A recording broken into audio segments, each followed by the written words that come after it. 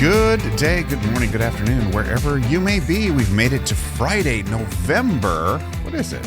November the 7th, 2025. And I hope you are well. And for those of you in Asia who are already in the weekend, good for you. I hope your weekend's off to a good start. We've still got a Friday to get through here today. I'm experiencing the when it rains, it pours with health. Recent hospital stint. And now I've got a tooth that's just driving me nuts, and it's not getting better.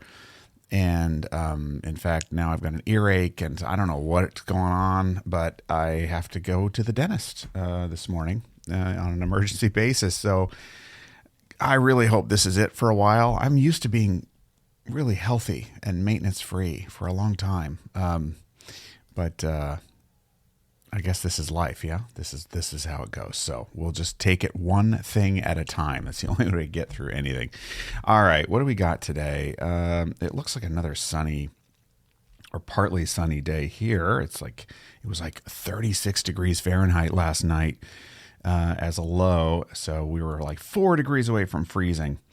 And you could really tell. Although we have this new blanket. Well, it's an old blanket that I've never used, but it's like this fluffy thing that just, I don't know. It's thin, but it's fluffy, and it's got me too hot. So I don't know what to do.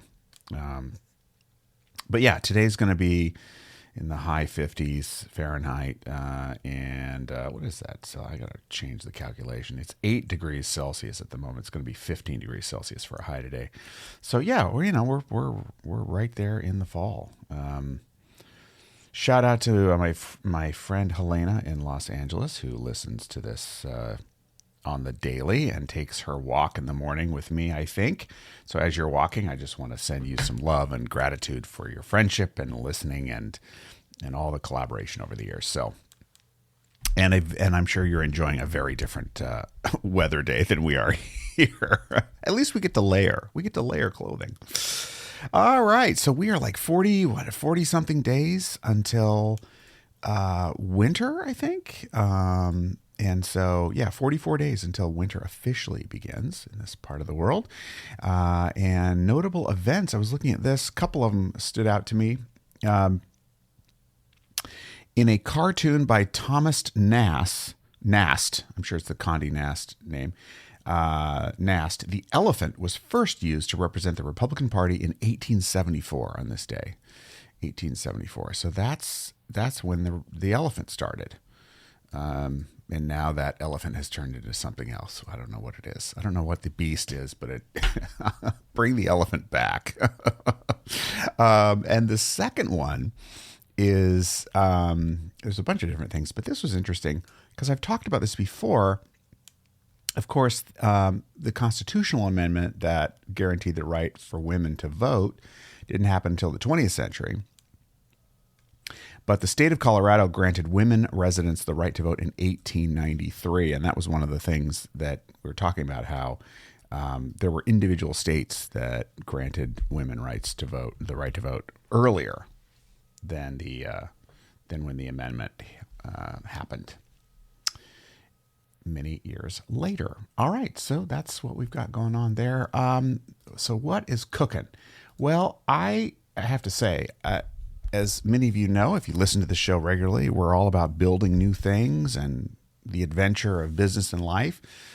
And I've been working on a new offering to really make a pivot away from toxic turnaround work that I've been doing for many years and not letting it go, just supporting others in doing that work, but putting my services more media-centered.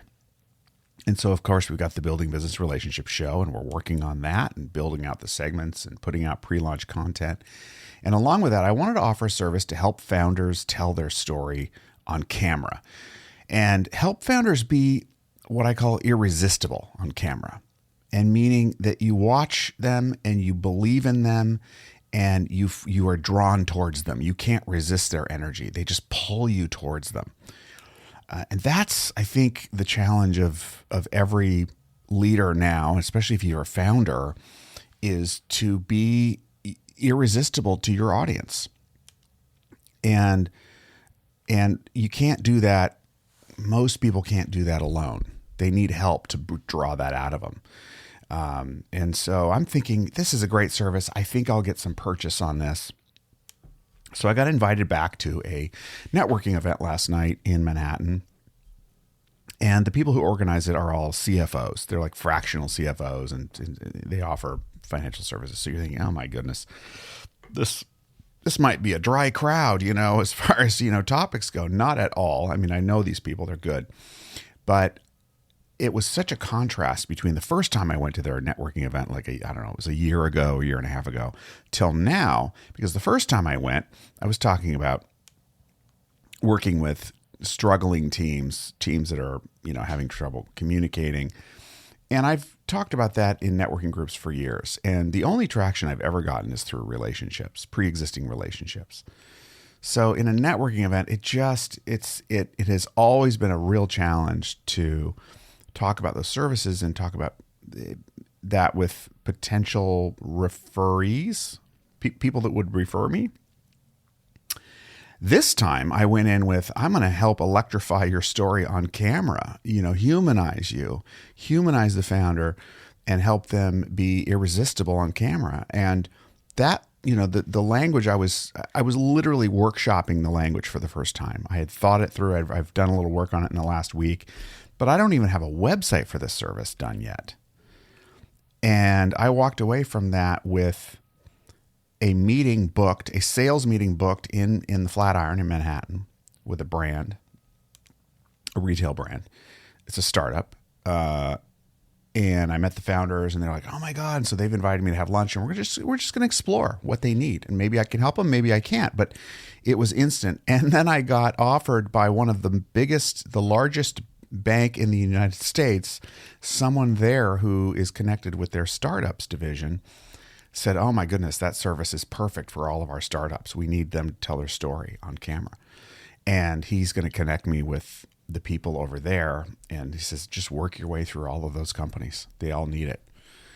And I walked away, and then there were other people who were just incredible, but those were two really notable immediate follow-up. And it was such a contrast in reaction and what I realized when I got home, I was just like, wow, what a different experience. And when you align who you are with what you're offering, and there's joy in it, and there's clarity of intention, and there's a positive,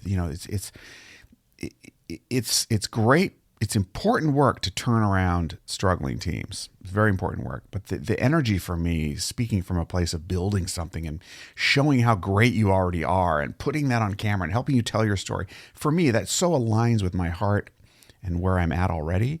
I think that alignment really, let's just say the universe gave me a clear signal that I'm on the right track and to keep investing in this, because this is going to be a fruitful line. So I'm very, very grateful. There's a lot of work to do. I need to stand up a website. I need to get video examples, etc. But it's there, and just need to go get it. So listen, I hope that inspires you with something you're thinking about doing. If you're thinking about doing it, go do it. Test drive it. See what response you get. It's amazing what will happen.